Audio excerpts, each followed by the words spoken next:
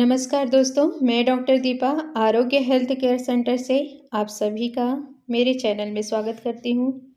आशा करती हूँ आप सभी स्वस्थ होंगे, मस्त होंगे। दोस्तों, आज हम बात करेंगे डाइट या खान पान की और जानेंगे कि ये हमारे फिजिकल बॉडी पे, मेंटल बॉडी पे और स्पिरिचुअल बॉडी पर कैसे इफ़ेक्ट करता है।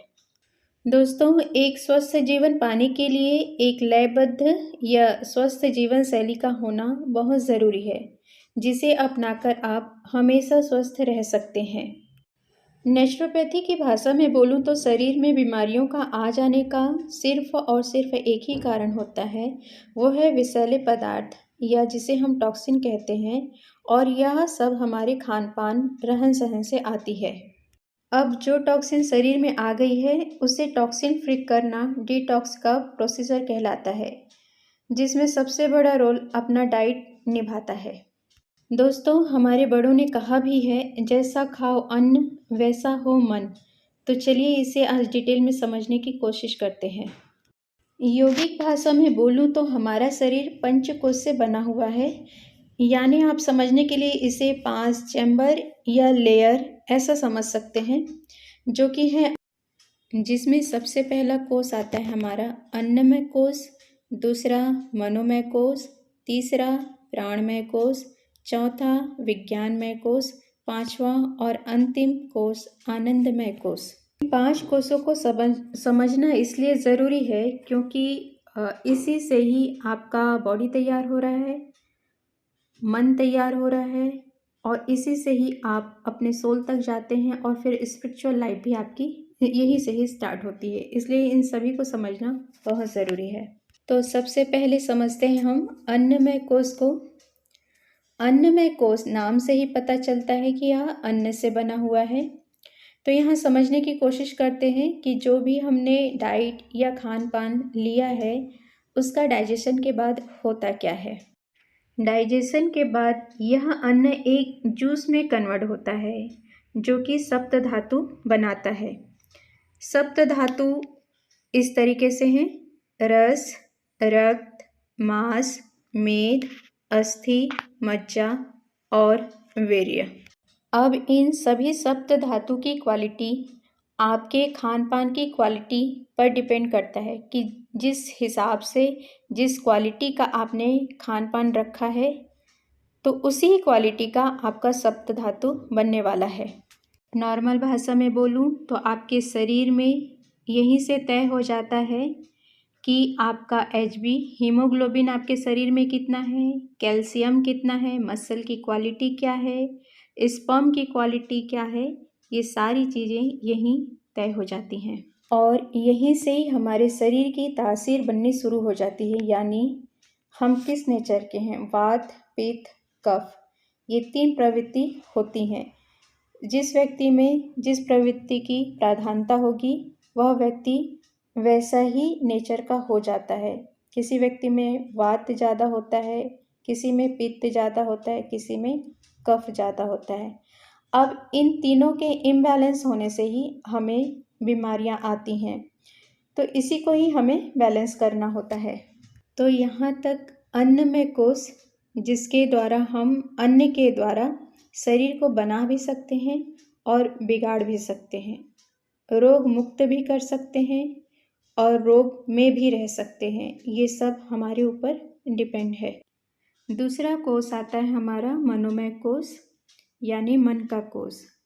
मन जिससे बना होता है, मन एक विचारों का समूह है, जो कि मन, बुद्धि, अहंकार, काम, क्रोध विचारों के समूह से बना होता है। इसी से हमें तर्क वितर्क की शक्ति मिलती है। अब जो हमने खान पान लिया था उसका कैसा रस तैयार हुआ है, जो केमिकल रिएक्शन हुए थे, वो रस, वो धातु आपके विचार को भी उत्पन्न करते हैं कि आपके अंदर कैसे विचारों की उत्पत्ति हो रही है, आप किस डायरेक्शन पे आप सोच रहे हैं। तो यही सिद्ध हो जाता है कि जैसा आप अन्न खाएंगे वैसा ही आपका मन विचार बनने वाला है। कुछ विचार आपके रहन सहन, माहौल और आपके इर्द गिर्द हो रहे दिनचर्या पर है कि आप क्या देख रहे हैं, क्या सुन रहे हैं, कैसे रिएक्ट कर रहे हैं, जो आपके आसपास लोग हैं उनकी प्रवृत्ति क्या है, उनके विचार क्या हैं। तो वो चीज़ भी आपके माइंड को असर करती है और उसी तरीके से आपके विचार उत्पन्न होते हैं। अगर हमने मन को स्ट्रांग बनाया है तो हमारे निर्णय लेने की शक्ति स्ट्रांग होगी। क्रोध को हम, गुस्से को हम कम कर सकते हैं। कोई भी नेगेटिविटी थॉट्स आ रहे हैं उसे ओवरकम कर सकते हैं, पॉजिटिव में चेंज कर सकते हैं। लाइफ में हमारे जितने भी अप्स एंड डाउन्स आते हैं उसे आप आसानी से फेस कर सकते हैं। कहने का सीधा साधा मतलब ये है कि आप मन के वश में हैं या मन आपके वश में है, क्योंकि मन विचारों का समूह है।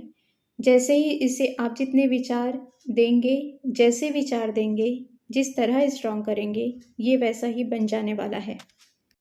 अगर आपने अपने खान पान पे चेंज लाते हैं, लाइफ स्टाइल में कुछ चेंजेस लाते हैं, तो वह फिजिकल बॉडी को चेंज तो करता ही है, साथ में मन को भी बल मिलता है। मन को वश में रखना आपको आ जाएगा। मन स्थिर है या चंचल है, आप बहुमुखी हैं या अंतर्मुखी हैं, यह आपके मन पर डिपेंड करता है। एक स्वस्थ मन आपके पूरे लाइफ को चेंज कर सकता है और आप एक हैप्पी लाइफ जीवन जीने के हकदार बन जाते हैं। तीसरा कोश है हमारा प्राणमय कोश। प्राण यानी वायु, यानी जो वायु हम ले रहे हैं, जिसे हम ऑक्सीजन कह सकते हैं। हम बिना खाए पिए बिना कुछ दिन तक जीवित रह सकते हैं, पर ऑक्सीजन या प्राण के बिना नहीं रह सकते हैं। अब प्राणमय कोश पंच प्राण से बना होता है, जो कि इस तरीके से है: उदान, प्राण, समान, अपान और व्यान। अब इसे ऐसे समझते हैं, कभी कभी आपने देखा होगा कि कुछ गलत खान पान से या सिर्फ विचार से आपका सर दुखता है, कभी चेस्ट वाले भाग में सांस लेने में प्रॉब्लम होती है, प्राण डिस्टर्ब होने की वजह से हार्ट अटैक भी हो सकता है, जिसका कारण मेडिकल साइंस कभी ढूंढ ही नहीं पाएगा। इंडाइजेशन का प्रॉब्लम होना, यूट्रस का प्रॉब्लम होना, पूरे शरीर में बुखार जैसा महसूस होना, हाथ पैर का जकड़ना, सुन्न पड़ जाना, पार्किंसन होना, पैरालिसिस जैसे बीमारी होना, ये सब वायु जनित रोग हैं। कभी कभी आपने यह भी देखा होगा कि आप जब ब्लड रिपोर्ट करवाते हैं तो उसमें सारे रिपोर्ट्स आपके नॉर्मल आते हैं, लेकिन फिर भी आप परेशान होते हैं। कहीं ना कहीं आपकी बॉडी में कुछ ना कुछ रहता है बीमारी के रूप में और आप उसे समझ नहीं पाते, जिसे जो कि मन से उत्पन्न हुई बीमारी कहते हैं, साइको डिसीज कहते हैं। अब जो प्राण हम ले रहे हैं या ऑक्सीजन ले रहे हैं, साइंस की भाषा में या मेडिकल की लैंग्वेज में बोलूं तो ब्लड के साथ मिलकर जो ऑक्सीजन बनता है उसे रीऑक्सी हीमोग्लोबिन कहते हैं, जो कि हमारे सिर से लेकर पैर तक ब्लड के रूप में पूरे शरीर में घूम रहा है, हर एक ऑर्गन पे घूम रहा है।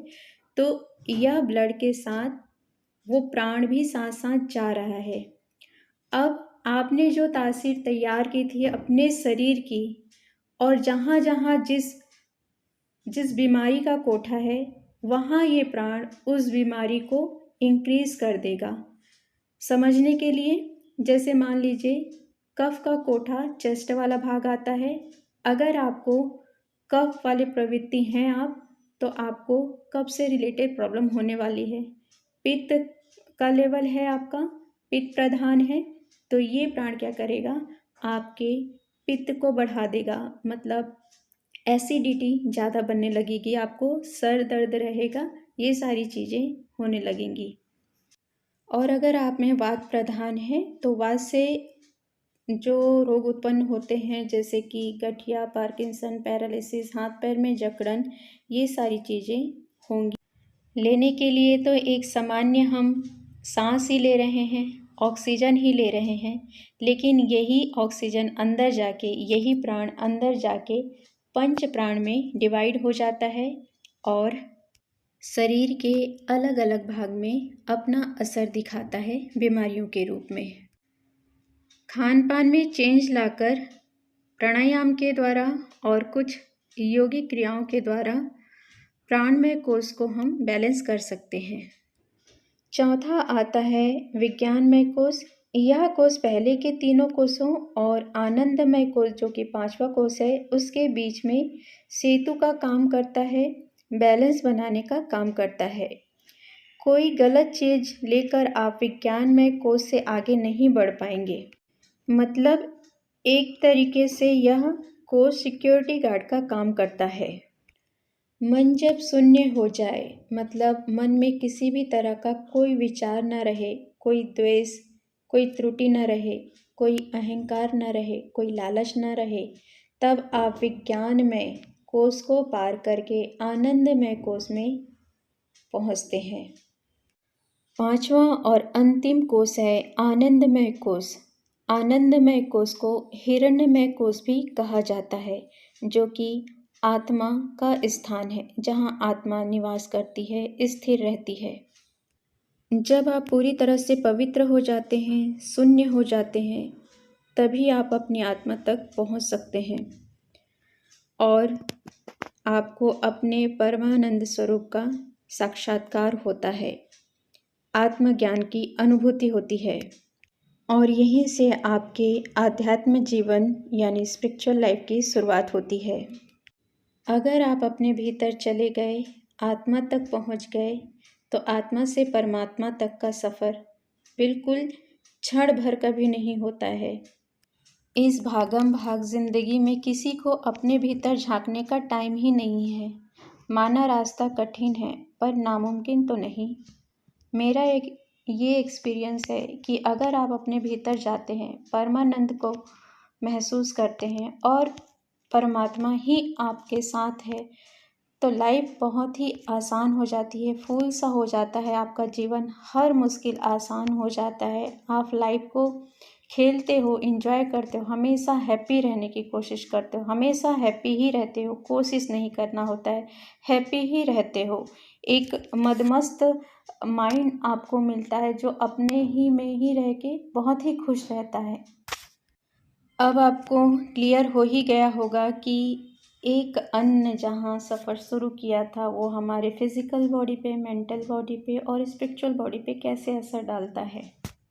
अब आपको यह भी समझ में आ गया होगा कि आपका मेडिटेशन में, ध्यान में मन क्यों नहीं लगता है, मन की बीमारियां क्या होती हैं, कैसे कर्म हमारे स्पिरिचुअल लाइफ को प्रभावित करती हैं। देखिए दोस्तों, बातें बहुत हैं, वीडियो काफ़ी लंबा हो जाएगा, तो अभी के लिए इतना ही रहने दीजिए और इसे ही समझने की कोशिश कीजिए। मैं अपने स्पिरिचुअल लाइफ के बारे में भी एक वीडियो बनाऊंगी ताकि आप उसे जानें कि किस तरीके से मेरा सफ़र शुरू हुआ था। थैंक यू सो मच दोस्तों, आपने मुझे सुनने के लिए इतना टाइम दिया।